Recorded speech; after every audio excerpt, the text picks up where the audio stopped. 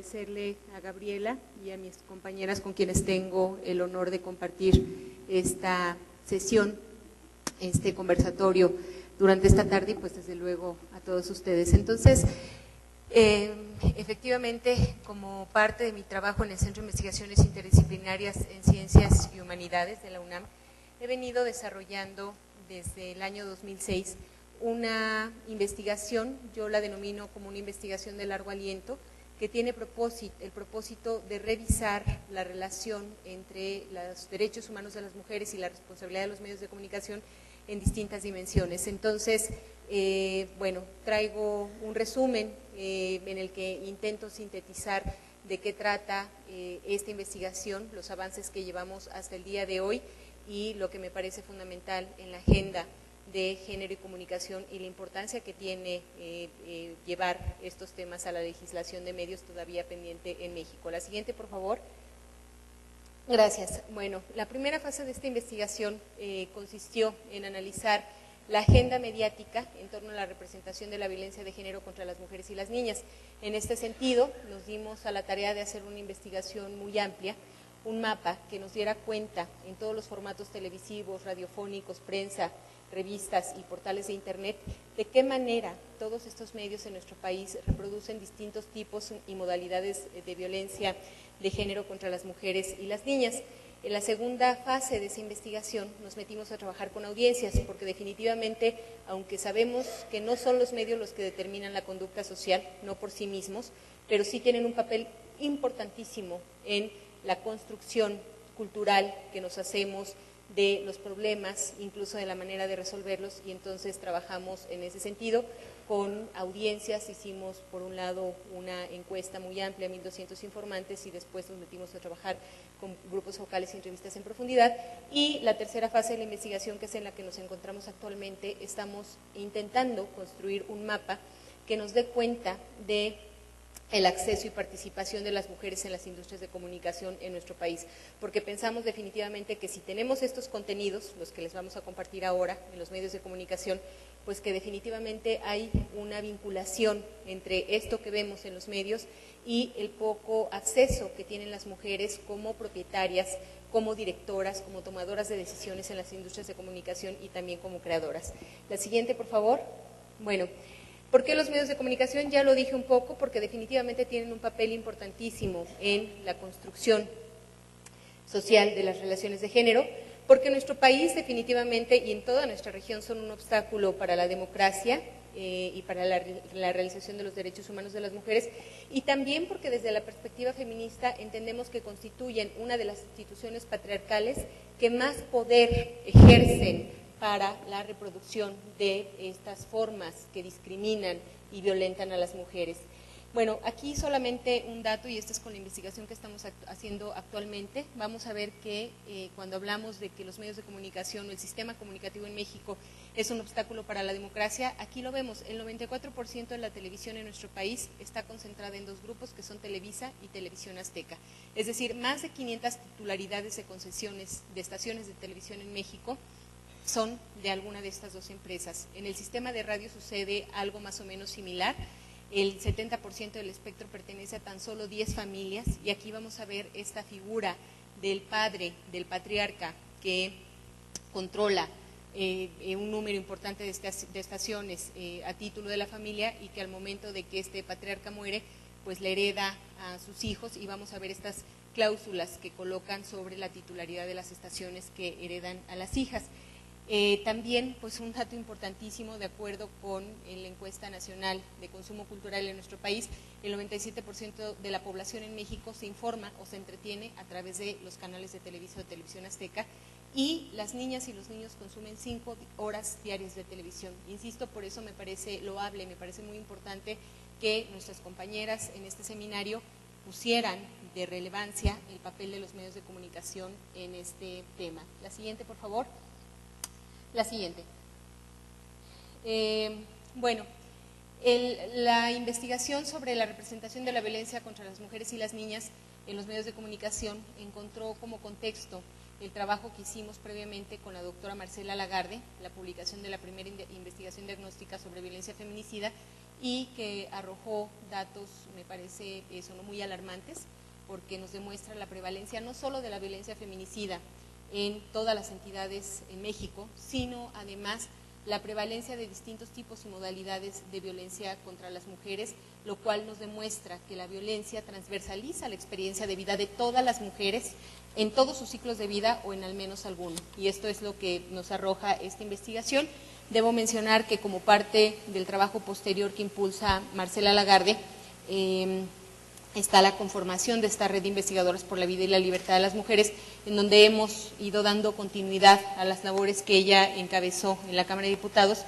Y el año pasado tuvimos una reunión, hace justamente un año, una reunión, un seminario nacional, en el que estuvieron presentes la representante de ONU Mujer para México y América Latina, estuvo presente también una representante de la PGR, de la Secretaría de Gobernación, del Instituto Nacional de las Mujeres y compañeras de las organizaciones de la sociedad civil, que son las que están contando las muertes violentas y los asesinatos de mujeres en este país, porque hasta el día de hoy el gobierno federal, sabemos, no ha presentado ni el diagnóstico ni la base de datos a la cual está obligado por la Ley General de Acceso a las Mujeres a una vida libre de violencia. Entonces, lo que nos muestran nuestras compañeras a través de estos registros es muy alarmante y es cómo se ha incrementado, se ha disparado la violencia contra las mujeres en nuestro país y cómo esta supuesta lucha contra el narcotráfico lo que ha hecho ha sido invisibilizar la violencia contra las mujeres, dejó de ser una prioridad en la agenda nacional,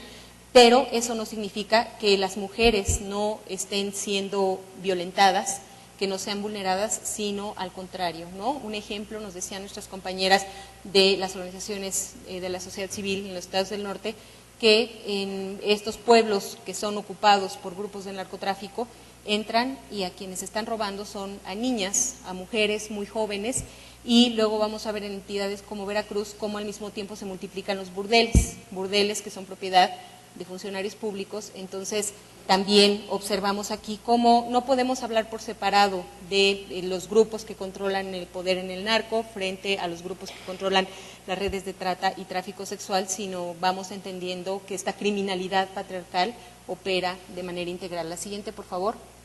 Bueno, en el mundo encontramos desde luego este mismo contexto con rasgos desde luego identitarios por región o por país. La siguiente, por favor.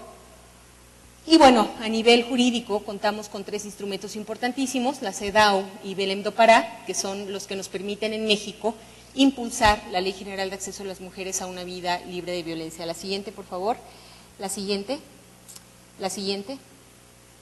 Bueno, en este punto sabemos la Ley General, una de las características importantísimas de la ley en México es que recupera los tipos y modalidades de violencia contra las mujeres que venían señalando tanto CEDAW como Belém do Pará, y es importantísimo poner atención en que la Ley General mexicana pone especial énfasis en la responsabilidad de los medios de comunicación en la erradicación de la violencia contra las mujeres y las niñas. También debo decir que las otras 4 leyes que tutelan los derechos humanos de las mujeres, que son la Ley contra la Trata, la Ley contra la Discriminación, la Ley de Igualdad y la Ley de Niñas, Niños y Adolescentes, también contienen artículos que establecen mandatos muy específicos para impulsar a los medios de comunicación en esta tarea. La siguiente, por favor. La siguiente. Entonces, acá nos fuimos a hacer este análisis, fue un trabajo muy exhaustivo. En televisión analizamos 522 horas de programación, es decir, la programación de los canales 5, 2, 7, 13 y 11 de señal abierta a nivel nacional, de 6 de la mañana a 11 de la noche durante 7 días. En el caso de las estaciones de radio, analizamos la programación igual durante una semana de las 5 estaciones de mayor audiencia a nivel nacional, como son Estéreo Joya, 97.7 y La Z, las 3 de carácter musical, y las estaciones 98.5 y WFM. En el caso de los diarios, analizamos la información de los 10 diarios de circulación nacional, y en el caso de las revistas, algunas revistas que han sido analizadas por la investigación feminista, como son Cosmopolitan, Vanidades, pero también incluimos en el análisis estas nuevas publicaciones dirigidas a las nuevas masculinidades, ¿no? Como son Men's Health y H para hombres. La siguiente, por favor. La siguiente, bueno, la metodología que utilizamos, el análisis de contenido. Y la siguiente, aquí tenemos los datos globales. En televisión, durante una semana, identificamos en la programación televisiva 983 ocasiones en las que se perpetra un tipo de violencia contra mujeres y o contra niñas, esto en la programación televisiva, en radio 682, en prensa vamos a ver 1870 más, y lo digo de una vez a qué se refieren estos 4050, identificamos en los diarios El Universal, El Gráfico, La Prensa y ahorita me refresco con el dato, no recuerdo el cuarto diario, 4050 anuncios en una semana de redes de trata y tráfico sexual. Y sabemos después de esto, y después de esto viene la ley que se aprueba en la Cámara de Diputados para que prohíbe que los diarios puedan comercializar estos espacios a estas redes. Y en revista 172. La siguiente, por favor. Bueno, como dice Marcela Lagarde, la misoginia tiene grados, ¿no? Pues el género más misógino de todos en la programación televisiva son las telenovelas, definitivamente. Toda la barra de telenovelas, tanto de Televisa como de TV Azteca, contienen distintas formas que discriminan y violentan a las mujeres. Los tipos son la psicológica, la sexual y la feminicida, me refiero a los tipos más frecuentes en los ámbitos familiar y laboral. ¿Qué es lo que podemos decir? No solamente de las telenovelas, sino en general de la programación de ficción en la televisión mexicana, que la violencia contra las mujeres es naturalizada, es decir, no se le representa como un problema, forma parte de la conducta social normal y esto lo vemos reproducido constantemente en este género televisivo. ¿Cuáles son formas muy comunes de violencia contra las mujeres? La celotipia, el desamor, las amenazas, el acoso sexual, las violaciones y los asesinatos. Se le representa también como un problema de la casa y de las mujeres y a ver cómo le hacen para resolverlo. Tal es el caso, por ejemplo, de Lo que callamos las mujeres o La Rosa de Guadalupe o Cada quien su santo, que si bien dramatizan acerca de casos de violencia contra mujeres, lo que vemos es que no hay una contextualización por parte de los medios de comunicación ni nos permiten dimensionar como un problema, como el problema estructural que es. Y aquí quiero llamar la atención sobre estas nuevas teleseries tipo Las Aparicio o El Sexo Débil. El año pasado me encargaron un estudio sobre estas nuevas teleseries y rascándole un poquito qué es lo que observamos, que se trata de una misoginia velada, porque aunque se modifican las formas, pero en el fondo lo que subyace aquí es que las mujeres son adscritas, se encuentran adscritas al espacio doméstico y que su única forma de realización es a través de la pareja. Siguen siendo personajes que son violentados, que son discriminados y hay una sobreexplotación de estas personajes como objetos sexuales, ¿no? Esto lo mencionábamos esta mañana en una conferencia. La siguiente, por favor, perdón, en un examen profesional. La publicidad, lo sabemos, bueno, ha sido uno de los géneros tradicionales en la investigación feminista, pues no solamente es que continúa reproduciendo estos estereotipos de la mujer como objeto sexual, la mujer como madre y esposa y las mujeres como frívolas y superficiales. Pensemos en la publicidad del Palacio de Hierro, ¿no? Que hasta le han dado premios de Publívoros y no sé cuánta cosa, cuando lo que tiene en su eje, en su corazón, pues es justamente el situar a las mujeres como consumidoras potenciales y en eso consiste desde la perspectiva de los medios nuestro empoderamiento, ¿no? La siguiente, por favor. Los programas de revista y de concurso, me refiero a los programas estos matutinos, etcétera, pues bueno, ahí está la reproducción del estereotipo de la mujer madre esposa, la mujer chismosa, frívolas y superficiales y objetos sexuales. La siguiente, por favor. También los programas de noticias, aquí es muy importante y esto lo dimensiono, no solo al ámbito de la televisión, sino de la radio y de la prensa, cómo las mujeres no figuramos en las noticias como fuente de información. El último informe del Global Media Monitoring Project, publicado en 2010, nos muestra que en 194 países del mundo, incluido México, las mujeres no son fuente de información en la prensa más allá del 24% de las noticias. Y cuando son fuente es porque, como en el caso del Bester Gordillo, de Rosario Robles o de Marta Sagún, que fueron las mujeres más noticiadas en la agenda informativa de 2006 en México, de acuerdo con CIMAC, lo son porque representan esta amenaza para el espacio público patriarcal. Y las mujeres deportistas, mujeres que están transformando la dinámica política y social, definitivamente no son noticia. En el caso concreto de las informaciones que dan cuenta de eso, de casos de violencia contra las mujeres, a las mujeres se les retrata o como víctimas, es decir, como sujetas desempoderadas, o en el extremo, como responsables de la violencia de la cual son objeto, ¿no? Pongo aquí el ejemplo de Kalimba, recuerdan el año pasado, que un cantante de la empresa Televisa violó a una chica, a una menor de edad, y entonces Carlos Loret de Mola, uno de los presentadores estelares de Televisa, enjuició literalmente frente a las cámaras a esta chica y terminó responsabilizándola de haber sido violada, ¿no? O sea, creo que lo único que le faltó decir fue, bueno, y confórmate con que te violaron, porque, o sea, yo te hubiera matado, ¿no? Entonces, y esto es lo que subyace a las narraciones de los medios de comunicación y concretamente los programas informativos cuando nos dan cuenta de estos casos. La siguiente, por favor. Bueno, las caricaturas definitivamente también. La siguiente. Las series, aquí pongo la atención sobre series como Sex and the City, como The L Word, que es dirigida supuestamente al mundo lésbico, o como Queer as Folk, que pone atención en el mundo gay, pero lo que yo señalaba esta mañana lo vuelvo a repetir aquí, y es que, ¿qué sucedió aquí?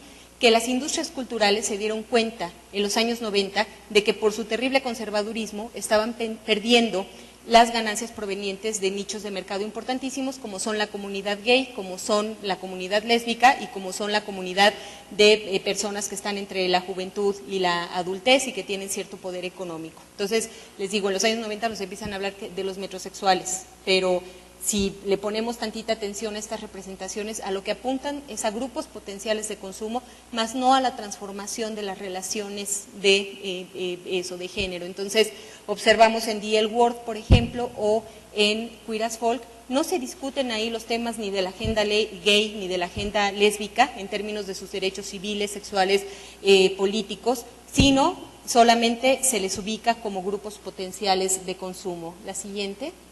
Canal 11, la única diferencia la hacen estos programas como estos programas de debate y el desafortunado debilitamiento de Diálogos en Confianza, ¿no? Que ahora lo metieron en el contexto de un programa matutino de revista horroroso, y Diálogos en Confianza, de tener 5 horas frente a la pantalla, ahora tiene 20 minutos. La siguiente. En radio solamente llamo la atención sobre las canciones como un vehículo poderosísimo de la reproducción de los estereotipos sexistas y de la violencia contra las mujeres. Vamos a ver que la misma canción es tocada entre 10 y 12 veces por cada estación, y aquí el género más escuchado es el reggaetón. Y el reggaetón, frente a todos los géneros radiofónicos, musicales, es el más misógino. Entonces, aquí, insisto, lo que tenemos es un diagnóstico muy amplio y definitivamente pues la invitación es a que vayamos poniendo atención de manera particular en cada uno de estos objetos. Cerraría señalando, bueno, les digo, en la segunda parte trabajamos con audiencias, los medios de comunicación sí tienen una influencia importantísima en esta construcción de la violencia contra las mujeres, y en la tercera fase en la que estamos ahora, acceso y participación de las mujeres en las industrias de comunicación, les puedo decir, a nivel de la propiedad, las mujeres casi no figuran, en televisión solamente el 2% de propietarios de concesiones de televisión son mujeres, en radio hay una equivalencia, más o menos el 10%, pero por este asunto que les digo de las concesiones familiares. Entonces, sí pensamos, yo pienso definitivamente que es importantísimo en la agenda de la ley de medios impulsar que esa ley nos garantice la participación paritaria de las mujeres en las industrias de comunicación, primero porque es un asunto de justicia social, pero y segundo porque sí definitivamente hay un impacto directo, importantísimo, entre quién posee un medio, quién es propietario de un medio de comunicación y los contenidos que a través de ahí hace visibles. En el año de 2008 presentamos a través de la red de investigadoras una propuesta legislativa al Senado de la República que tiene como propósito transversalizar la ley de medios con perspectiva de género. Nuestra invitación es a que consulten esta iniciativa y las invitamos también el próximo 8 de noviembre, tendremos un seminario internacional sobre acceso y participación de las mujeres en las industrias de comunicación, ahí en la Torre 2 de Humanidades, en el Centro de Investigaciones Interdisciplinarias de la UNAM. Pues muchas gracias.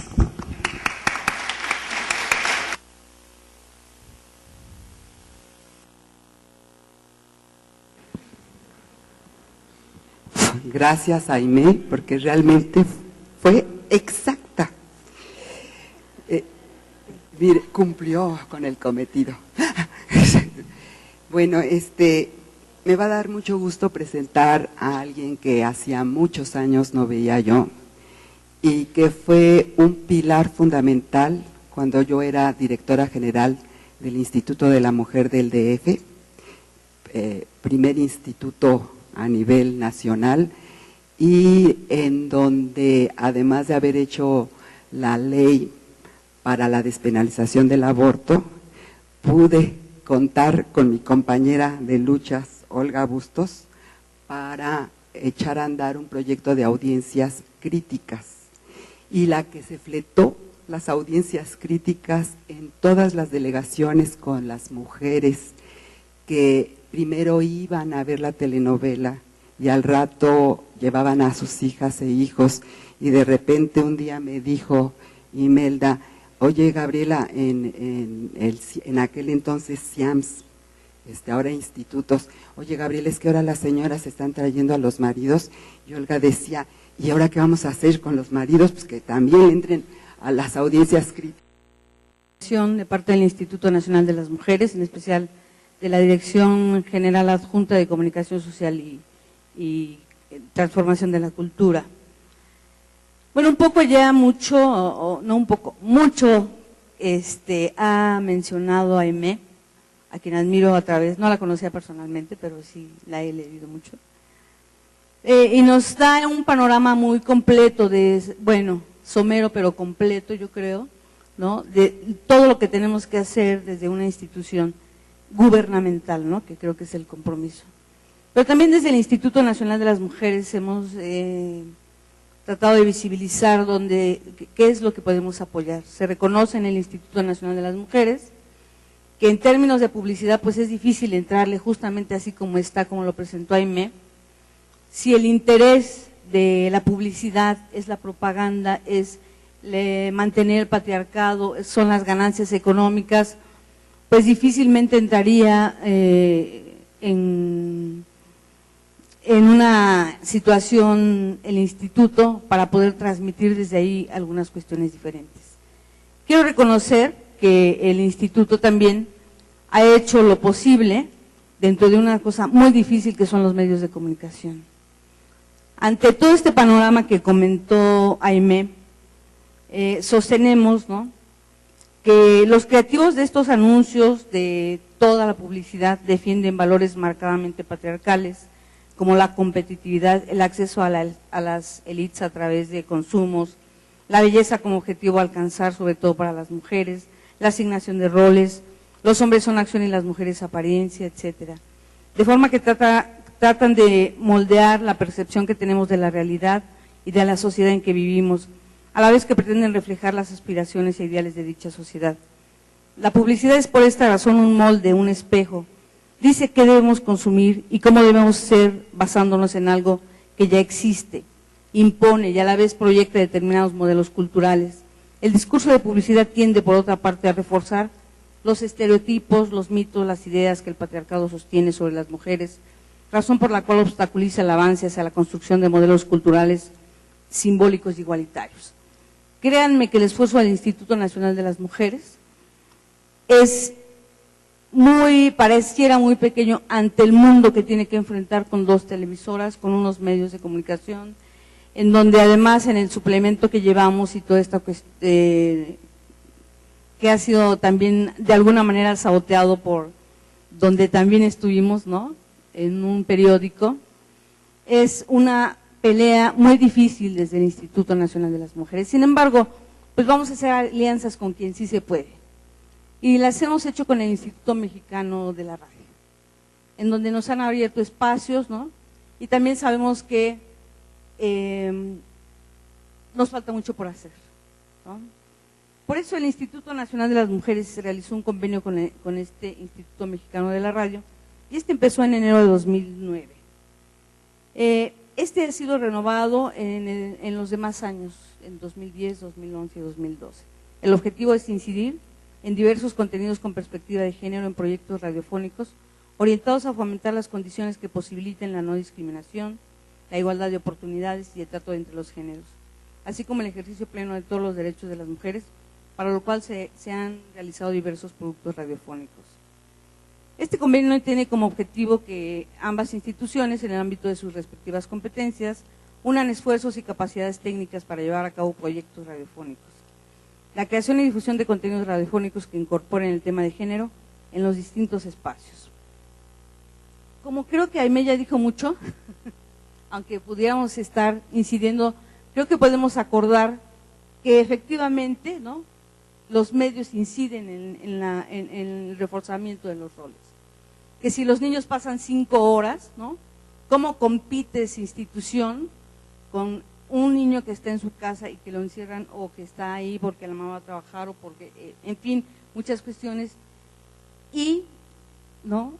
Y el Estado, ¿hasta dónde la responsabilidad que una ley, por ejemplo, todo lo que ha pasado en el marco de este proceso de los medios, lo del IFE, etcétera, muchas cosas que todas y todos sabemos, que también, bueno, pues no ha sido tarea fácil. Se hicieron unas cápsulas, bueno, en todos estos años se han hecho algunas cápsulas relacionadas con la participación política, las mujeres en la independencia, se han hecho cuestiones para saber qué mujeres fueron las primeras, en qué, la primera médica, la primera gobernadora, ¿no? Estar visibilizando esto que la historia nos oculta, ¿no? A las mujeres. También en la música, también hemos elaborado algunas cápsulas para hacer campañas para prevención del SIDA, una vida sin violencia, igualdad de oportunidades, cáncer, salud sexual y reproductiva. También se han dirigido algunas cápsulas sobre la vejez activa, la crónica del feminismo en México, la migración, violencia hacia las mujeres. Y esto, bueno, para diferentes edades, derechos humanos, en fin, podríamos pasarlo, pero el tiempo es muy, muy rápido. Y me gustaría presentarles algunas de las cápsulas que han transmitido el Instituto. Sí, por favor, le sigo. Bueno, le pones la frase anterior. Esta frase me impacta, no sé a ustedes. Es el tiempo del miedo. Miedo de la mujer a la violencia del hombre y miedo del hombre a la mujer sin miedo. O sea, cuando el instituto, cuando hablamos de que hemos avanzado en los talleres de sensibilización, de capacitación, decimos, hace 30 años las mujeres no pensábamos que íbamos a tener un Instituto Nacional de las Mujeres. No pensábamos que íbamos a poder hablar más abiertamente, no pensábamos que íbamos a llegar a espacios públicos, ¿no? Nos dicen servidoras y servidores públicos, ¿y por qué no hay Instituto de los Hombres? Y también nos dicen, ¿qué quieren si ya tienen un Instituto Nacional? ¿No? Ya estamos en condiciones de igualdad. Hay una percepción muy fuerte dentro de la administración pública también que las cosas están cambiando. Son personas, son ciudadanos también, ¿no? Y nosotros desde el Programa de Cultura Institucional tratamos de incidir en que la mentalidad que tenemos como servidores y servidoras públicas sea la misma que tengamos como ciudadanas y ciudadanos. Porque no podemos ser origen, ¿no? Causa y efecto del problema, ¿no? Entonces sí, también hay que sensibilizar desde donde se hace la política pública, ¿no? Para generar campañas que no tengan imágenes sexistas. Y también hay ya un par de manuales que en colaboración con la Comisión Nacional, con la Secretaría de Gobernación, ¿no? Con ABIM, con APRED también, para que desde la Secretaría de Gobernación, que es la que dirige las oficinas de comunicación de todas las instancias, bueno, tengamos como ese trabajo. Pero hay que capacitar a los que operan las campañas, hay que sensibilizar, o sea, es una tarea titánica. Hemos hecho ya algunos avances, pero me gustaría mostrarles también que escucháramos las cápsulas. Síguele, ¿no? Nos vamos a otra cuestión todavía. A ver, ¿para qué le puse tal? Estos son varias. Y vamos a escuchar una que fue dirigida a la niñez. Nosotros proponemos, y lo que me recomendaron desde la Dirección General de Comunicación Social, es que hiciéramos la propuesta de que todas las cápsulas y el material que tiene el Instituto Nacional de las Mujeres pueda ser compartido con todas y todos ustedes, para que lo utilicen también como material para debatir. Son pequeños cuentos, ¿sí? Pequeñas historias en donde estamos visibilizando todo este sexismo, toda esta violencia, ¿no? Y que tiene diferentes niveles. Este es para los niños y las niñas, el anterior, y si la podemos hacer clic, por favor. ¿No quiere? No.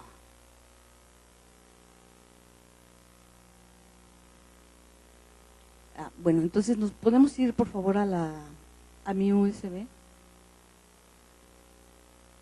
Bueno, también tenemos en el marco de este programa con el IMER, recientemente ustedes se pueden meter a la página del IMER Y hay una radionovela que habla sobre la salud sexual y reproductiva. Un tema que pensamos, yo en lo personal, trabajando en el instituto, pensé que no se iba a hablar de una manera tan abierta.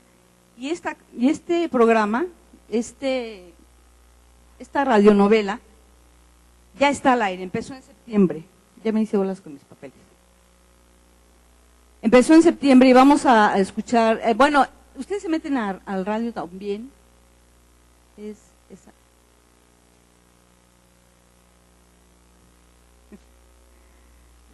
Bueno, tenemos unos problemas técnicos acá. Esta radionovela es dirigida a adolescentes. Está todas las mañanas. Y bueno, ¿qué es lo que dice? Es una historia de un embarazo adolescente. ¿Sí? Y habla por primera vez de la posibilidad de la interrupción legal o no del embarazo, ¿no? Del aborto. Entonces me parece que viniendo de una institución en donde viene de un partido político que no es muy abierto, pues es trascendental, ¿no? Y también, bueno, en el instituto ahí colaboró en la elaboración de